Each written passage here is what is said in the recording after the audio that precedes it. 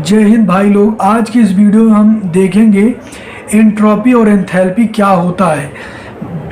Entropy और enthalpy के बारे में बस इतना ही जान लो ना, ये बहुत ज़्यादा इम्पॉर्टेंट है। क्लास 12th फिजिक्स में भी है या केमिस्ट्री में, बट क्लास 12th साइंस का यह हिस्सा है, ठीक है। और जो लोग डिप्लोमा कर रहे हैं उनमें तो ये लोग पूछा ही जाता है, और साथ ही साथ इंटरव्यू जब आप दोगे किसी कंपनी के लिए तो उसमें भी एंट्रोपी और एंथैल्पी के बारे में पूछ सकते हैं। तो आज की इस वीडियो में हम एंट्रोपी और एंथैल्पी देखेंगे, और बड़े विश्वास के साथ कह रहा हूँ मेरे भाई ना कि आप एक बार इस वीडियो को देख लोगे ना, एंट्रोपी और एंथैल्पी भूलोगे ही नहीं। एंट्रोपी तो बहुत ही अच्छे समझा दूंगा कि मतलब भूलना भी चाहोगे तो नहीं भूल पाओगे, बस ये जान लो, ठीक है। तो बिना टाइम वेस्ट किए हम अपने PDF पे चलते हैं और वहाँ आपको एंट्रोपी और एंथैल्पी का मतलब समझाता हूँ। तो भाई आप लोग देख सकते हैं कि एंट्रोपी आ गया है। पहले एक बार मैं आपको पढ़ूंगा, इसके बाद फिर आपको अच्छे से समझाऊंगा, एक ही बार में समझ जाओगे। कोई बड़ी चीज़ नहीं है, बहुत सरल है।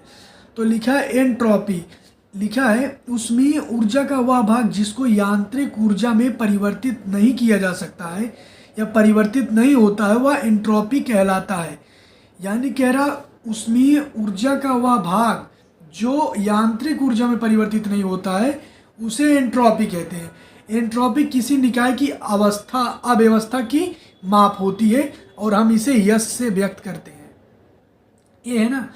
अब आप समझिए, ये कह रहा है यदि कोई ऊष्मीय ऊर्जा का वह भाग, ऊष्मीय ऊर्जा का मतलब आप समझिए हीट एनर्जी, हीट एनर्जी का वह भाग जो आप मैकेनिकल एनर्जी में कन्वर्ट नहीं कर पाते हो, उसी को हम कहते हैं एंट्रोपी। समझ रहे हो। जैसे देखिए जो एंट्रोपी है ना, वो थर्मोडायनेमिक जो रूल हैं आपके 3, उन्हीं से रिलेटेड है। जो सेकेंड वाला थर्मोडायनेमिक्स का रूल होता है वो क्या कहता है कि जो ऊष्मीय ऊर्जा है उसको हम पूरी तरीके से यांत्रिक ऊर्जा में कन्वर्ट नहीं कर सकते हैं।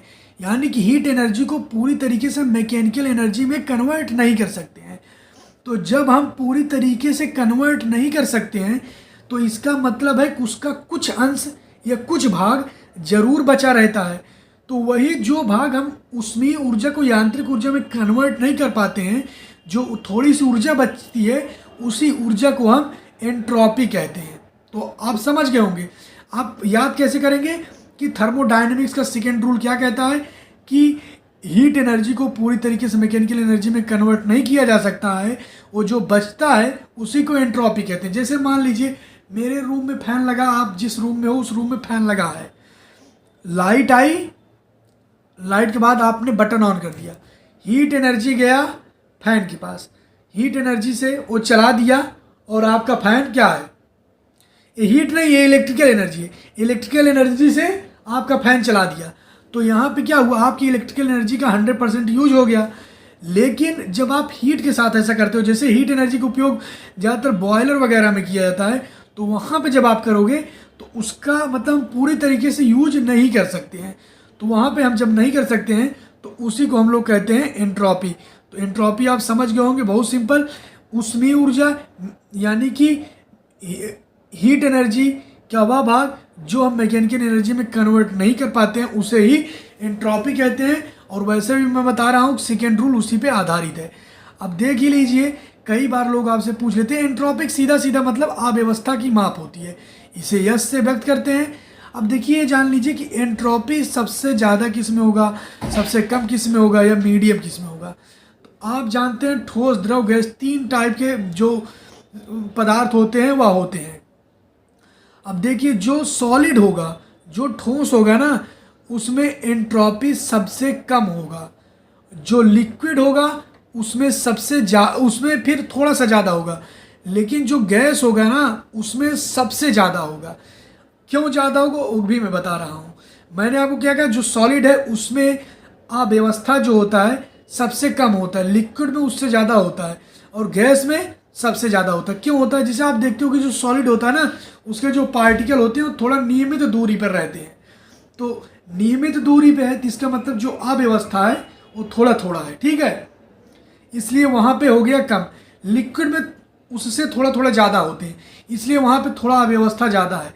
और गैस में क्या है, गैस में भाई एक यहाँ पे एक वहाँ पे है, तो उसमें अव्यवस्था सबसे ज़्यादा है। जिसमें सबसे ज़्यादा अव्यवस्था होगी, यानी जो सबसे ज़्यादा अव्यवस्थित रूप से रहेंगे उनकी जो एंथैल्पी वो सबसे ज़्यादा होगी।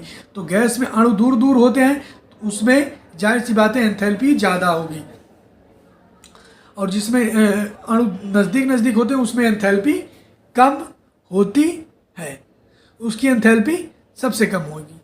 अब देखिए क्या है, बहुत सिंपल, अगर आप किसी को एक शब्द में जवाब देना चाहते हो ना तो सीधा ही कह देना कि जो एनर्जी काम के लायक नहीं होती है ना, हम उसी एनर्जी को एंट्रोपी कहते हैं। जो एनर्जी काम के लायक नहीं होती है उस एनर्जी को हम क्या कहते हैं, एंट्रोपी कहते हैं। तो एंट्रोपी समझ गए होंगे आप, पूरा अच्छे से लिख लेना। अब हम चलते हैं एंथैल्पी के ऊपर।